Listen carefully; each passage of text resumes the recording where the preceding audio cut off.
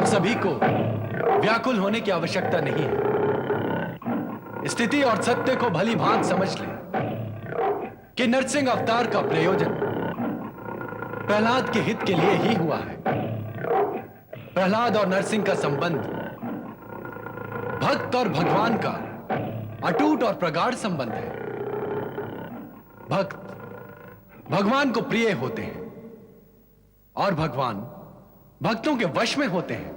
इसलिए हे भक्त प्रहलाद, तुम भी यह सत्य जानो कि तुम्हारे निमित्त ही भगवान नरसिंह का अवतरण हुआ है। प्रहलाद, आगे बढ़ो और इनका आशीर्वाद प्राप्त करो।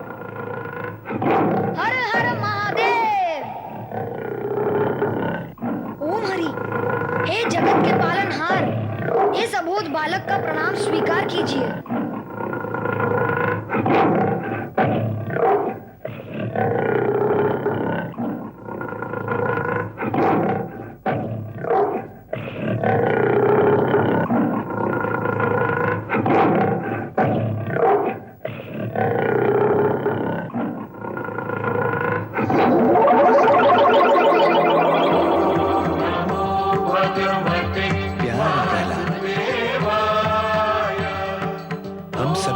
पूर्ण हुआ भोलेनाथ।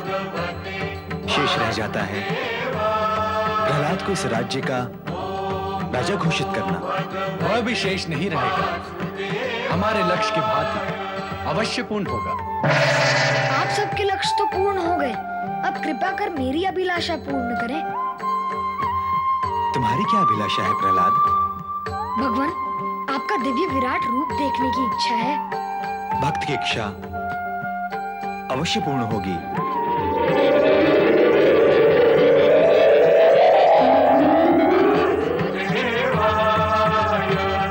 जगत के पालनहार भगवान श्री हरि विष्णु की, नरसिंह अवतार भक्त वत्सल भगवान श्री हरि विष्णु की।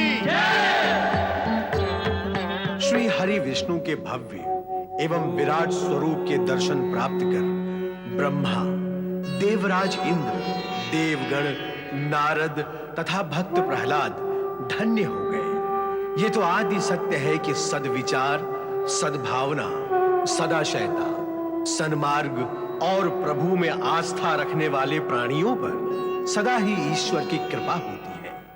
कुविचारी और कुमार्गगामी का अंत निश्चित ही दारुण होता है। जैसे कि द्वितीय पुत्र अहंकारी हिरण्यकश्यप का वध नरसिंह रूपी भगवान श्री हरि विष्णु द्वारा हुआ।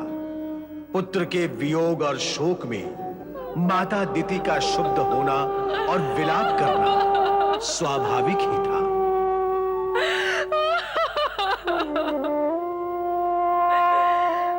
दिति, अब इस रुदन से क्या लाभ होगा?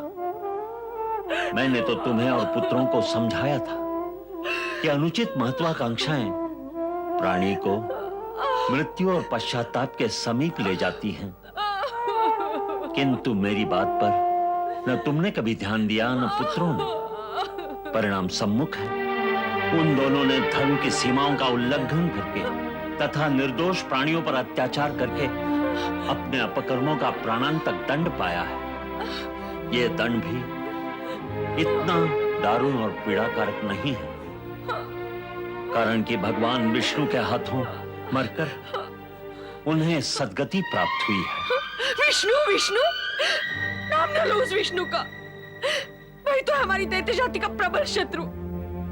उसी ने मेरे पुत्रों के प्राण हरे हैं। हरि अथवा हर जब प्राण हरते हैं तो आत्मा का कल्याण ही होता है दिति। मेरे पुत्रों के हत्यारे का नाम न लो बार बार, मेरा हृदय फटने लगता है। चिंता न करें माता, अभी दुंदुभी निनाद जीवित है, आप व्यथित ना हो। मैं विष्णु और उसके आराधक देवताओं से दैत्यराज हिरण्यकश्यप की मृत्यु का प्रतिशोध अवश्य लूंगा। अवश्य लूंगा उनकी मृत्यु का प्रतिशोध। मैं तपस्या करके ऐसी स्थिति प्राप्त करूंगा जैसी आज तक किसी ने प्राप्त न की होगी। मेरा आशीर्वाद तुम्हारे साथ है। जिस दिन तुम अपने कार्य में सफल हो जाओगे उस दिन मेरे हृदय की ज्वाला शांत होगी। सावधान दुंदुभी, यदि तुमने धर्म के विरुद्ध कोई आचरण किया जैसा कि हिरण्याक्ष और हिरण्यकश्यप ने किया था, तो तुम भी उन्हीं की भांति नष्ट हो जाओगे। ओम नमः शिवाय, ओम नमः शिवाय। राम माता। विजयी भव। जय हो दैत्य शक्ति सिद्धि दात्री की। देवराज इंद्र की। हमारा जाना अभी शेष है। अपने स्वामी की मृत्यु का प्रतिशोध लेने के लिए वो घोर तपस्या कर रहा है। वो देवताओं को शांति से बैठने नहीं देगा। देवर्षि, अब आप ही बताएं, हमारे लिए क्या उचित है और हमें क्या करना होगा? क्या करना होगा? देवराज, सबके दुख हरता भगवान भोलेनाथ की शरण में जाएं। नारायण नारायण।